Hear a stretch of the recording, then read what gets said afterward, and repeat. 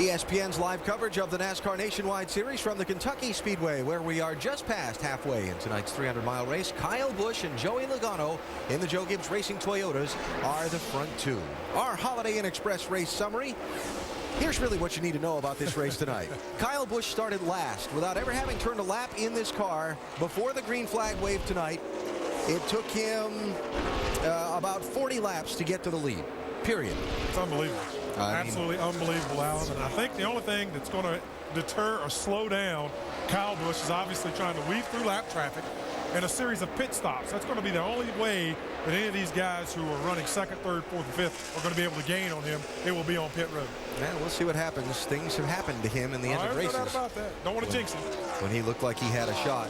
This Kentucky Speedway has been in the news throughout the last year or so where NASCAR racing is concerned. This beautiful speedway built partway between Cincinnati and Louisville on I-71 in Kentucky. They fill it up every time they run one of these Nationwide Series races or a Craftsman Truck Series race. Look at the crowd here tonight. These people love it. And of course, it was about a month ago down in Charlotte when Bruton Smith, the chairman of Speedway Motorsports, announced that his company had entered into an agreement to purchase this Kentucky Speedway, and he said at that time the track would have a Sprint Cup Series race in 2009. Well, NASCAR says that's probably not going to happen. Bruton Smith is here at the racetrack today. In a visit to the Speedway's media center earlier, said the sale is progressing. Nothing new to report on where this track stands as far as securing a cup date was concerned. It also said he wanted the lawsuit the current owners of this track filed against NASCAR to go away. Remember, the track owners, present track owners, filed an antitrust lawsuit against NASCAR, which was dismissed from district court here in this area.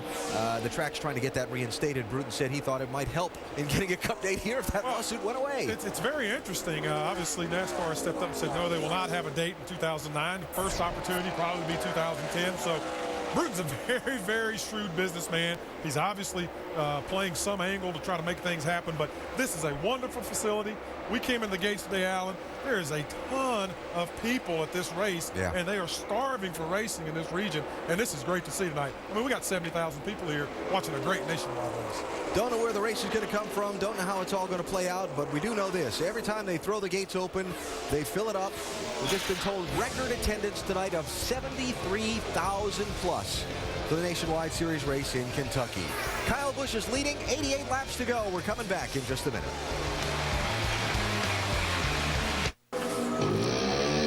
Well, Kyle Busch, it has been one of those years. Take a look. I mean, he has been doing it all. Of course, taking care of business in the Craftsman Truck Series, where he's won, like, what, 3 times. And then, of course, in the Nationwide Series, picking up at Texas, Phoenix, and, of course, in Mexico as well. And then in the Cup Series with the Sprint Cups, well, California, Atlanta picked up wins there, and he will start on pole tomorrow as the points leader because qualifying was washed out. And there he is right now, leading by about 1.3 seconds over his Toyota teammate Joey Logano. Another Toyota is third with Jason Leffler. Mike Wallace. How about James Buescher? 18 years old. We haven't shouted out him yet tonight. He's running 13th. He is on the lead lap. We've got 15 cars on the lead lap. David Rudiman 1 lap down in 17th. Want to talk a little horsepower? I tell you, they got horsepower. There's no doubt about that. I mean, there's been a lot of teams talking about how much horsepower the Toyota's got. I know a lot of other teams are talking about, I wish they start chassis dyno on the engines again to find out what these Toyotas really have. Andy, they used to do that a lot, and they kind of stopped doing that. And I believe it's probably going to start back up because a lot of people want to know how strong are these Toyota engines compared to the rest of the field right now. Vince? Well, Rusty, certainly Trent Owens, who is the crew chief for this 32 car, and James Buescher, the 18-year-old rookie, knows a little something about it. Remember, he had Kyle Busch in the car that went to victory lane in that 32 a few weeks back. He's not going to get the victory lane with Buescher tonight, but Owens is very happy with the way his young driver is handling his first trip here to Kentucky Speedway. He's raced just once in the Nationwide Series all season, and this is his first trip to Kentucky. He'll have 4 more races after this one, but they certainly like the effort and the performance and the poise that Buescher has shown in the 32, and you can see he's got a little power as he works on Kelly Byers there from Toyota as well. Well, I saw a bit of his race up at Milwaukee in the ARCA. He started 40th and ended up 7th in that race, so James Buescher doing very well. Speaking about doing very well, there is Kyle Busch, and we are talking about Toyota power, and obviously Joe Gibbs Racing has been dominating. They are leading this race 1-2. And also Jack Roush has a bit of an opinion, as of course he is of the Ford contingent. Jack had some comments on that power situation. Near dominance of the Toyota nationwide cars coming out of Gibbs' shop. If you looked at that and said, how did they do that? Well, you know, Toyota has spent more money than I have with Ford, and I believe General Motors has with Chevrolet, and probably Dodge has.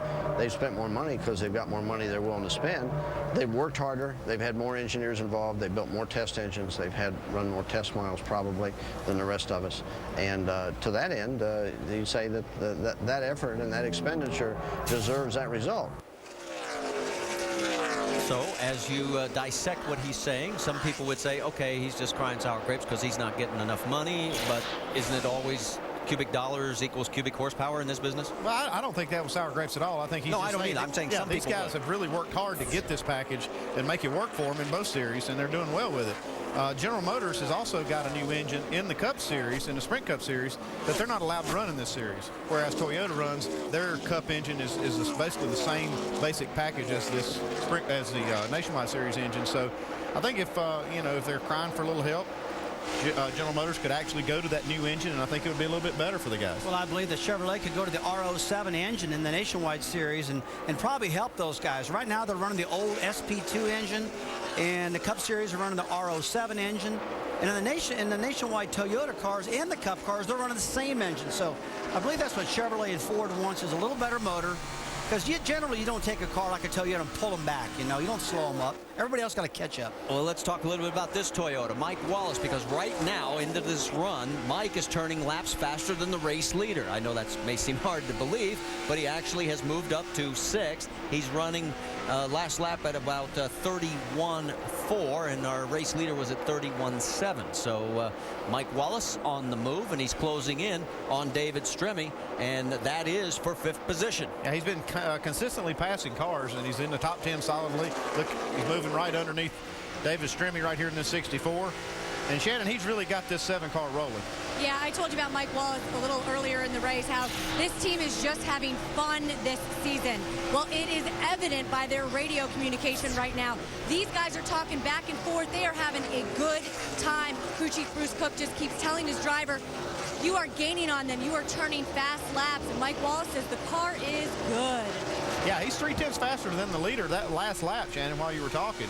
He's really got a fast hot rod.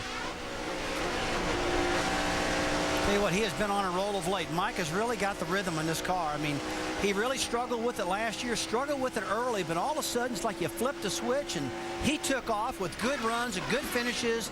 And above all, the car keeps handling good. That's one thing I noticed. Good pit stops, good handling. That's what you got to have. And let's also point out that he made his last pit stop the same time that our race leaders, Kyle Busch and Joey Logano, did. So they're on the same amount of tires. And here comes Mike Wallace, perhaps, to fight his way into the mix. He's up to 5th. Stay with us. We're still racing at Kentucky.